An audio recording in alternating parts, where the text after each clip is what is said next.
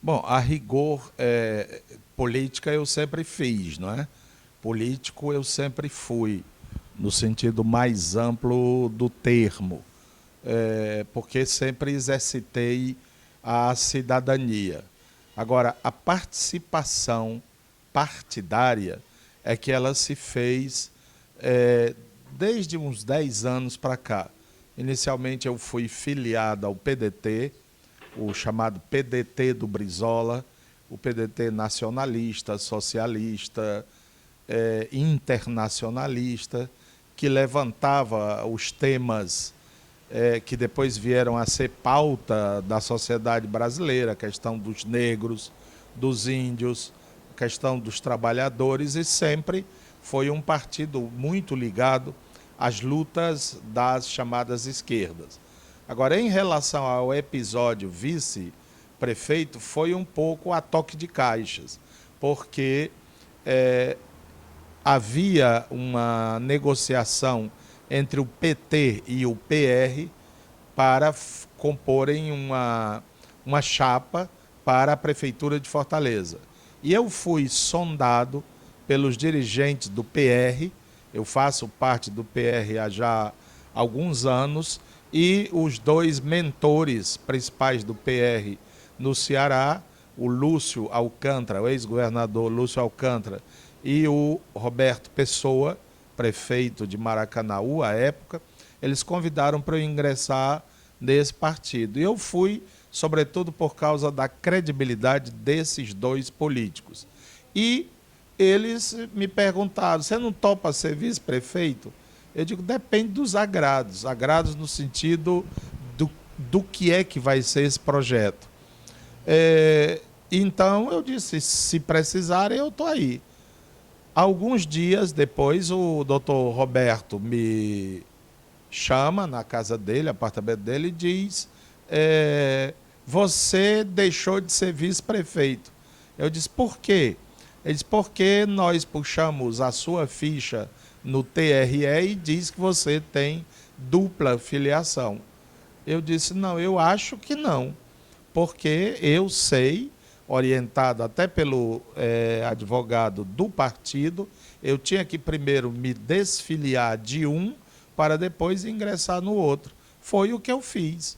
Eu fiz uma carta pedindo afastamento do partido, que eu era o PDT, e depois tinha que levar esse documento para registrar na minha zona, e foi feito. 2 meses depois eu me inscrevo no PR da mesma forma que fiz em relação ao PDT me afastando.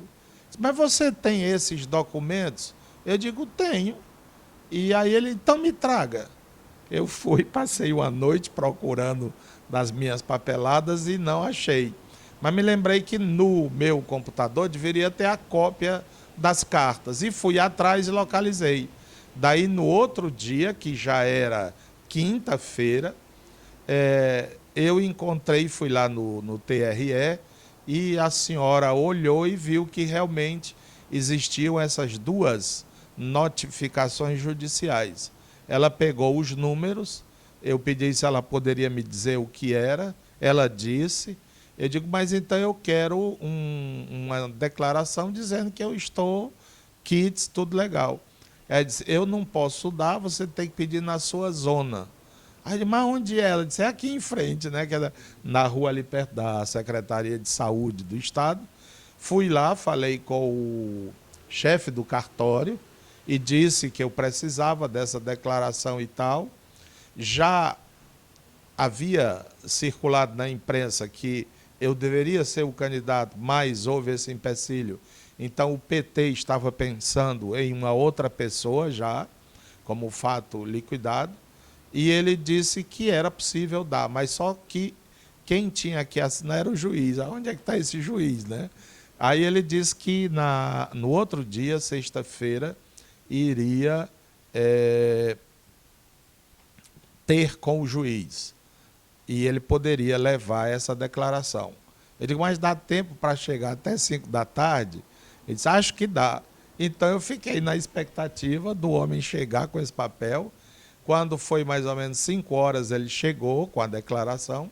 Eu então fiz uma xerox e vim à residência do doutor Lúcio, aqui próximo ali, e cheguei lá e disse, doutor Lúcio, está aqui a declaração, está tudo ok. Ele disse, ah, bom, assim a conversa é outra. Vamos ver, eu vou comunicar com o pessoal. Isso era sexta-feira, 5h30 da tarde. Né? E você aguarde que a gente vai entrar em contato. Eu fiquei em casa à noite, até 10 horas, 10h30, fui dormir. Nada, né? Eu digo, bom, então foi outra deliberação e tal. Quando deu 8 horas da manhã do sábado, dia da convenção do PT, 8h30 o telefone toca, era o doutor Lúcio. Mourão, se ajeite que você é o candidato a vice, passo já aí. Eu tomei um susto arretado, né? Pô, e agora? Não dá mais nem para eu fugir, né? Aí ele chegou, a gente foi direto para o apartamento da Luiziane, para eu conhecer pessoalmente o candidato. Aí a gente foi lá para a convenção no estádio lá do Parangaba e foi feita a homologação. Daí para frente foi o que todos conhecem, sabem do processo eleitoral. Agora, e a família, nessa hora, tomou conhecimento? eles sempre foram contra eu me meter em política partidária, muito mais do que ser candidato, né, por causa da minha saúde.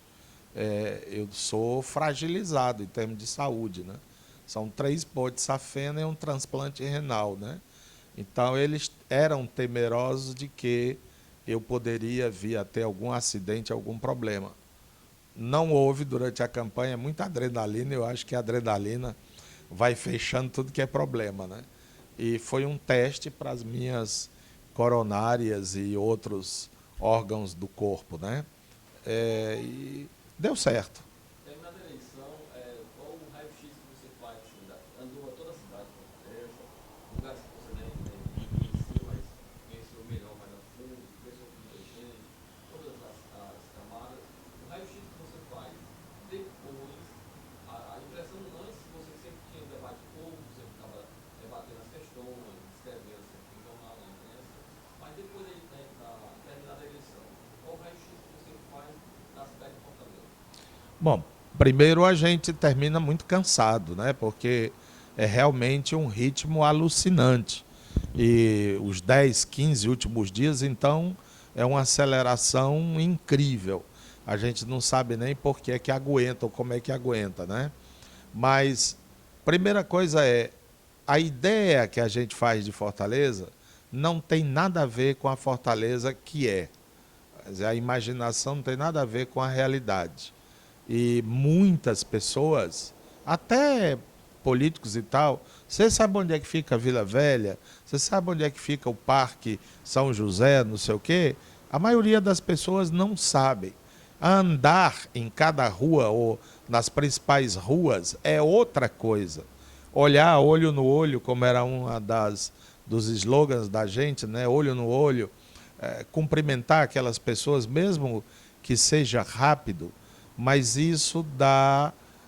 A mim, tinha horas que eu parava e dizia assim: rapaz, é, é uma loucura. Como é que a gente vai se sair dessa? Porque são muitas as contradições, são muitas as dores do povo, né? E eu pude descobrir algumas coisas interessantes. Por exemplo, a administração da Luiziane, ela chegou nesses lugares. As pessoas sabiam quem era a prefeita, o que é que ela tinha ou não feito naquele lugar, naquela coisa. Isso era uma coisa que eu não sabia. E da quantidade de obras desta administração na periferia. Coisas que muitos aqui de nós, da Aldeota, do Meireles, Vajota, etc. tal, não sabemos que foi feito. Por exemplo, é impressionante o dia que eu vi pela primeira vez aquele projeto lá no final do Pirambu, no Vila Velha, né? Da Vila do Mar, que depois tem chega lá na Vila Velha. Então, os cucas, né? Você visitar, enfim, todas as obras e, sobretudo, este olhar social. E eu tenho a impressão, isso a gente vai poder ver melhor mais para frente, que nós tivemos, sobretudo no segundo turno em Fortaleza, uma batalha nitidamente política, porque ela teve uma conotação ideológica. Eram realmente dois modelos em confronto. Eu não falo dos problemas, dos detalhes, das vicissitudes administrativas, porque isso é uma coisa. E o norte do que se quer como administração é outra. Então, com certeza, houve em Fortaleza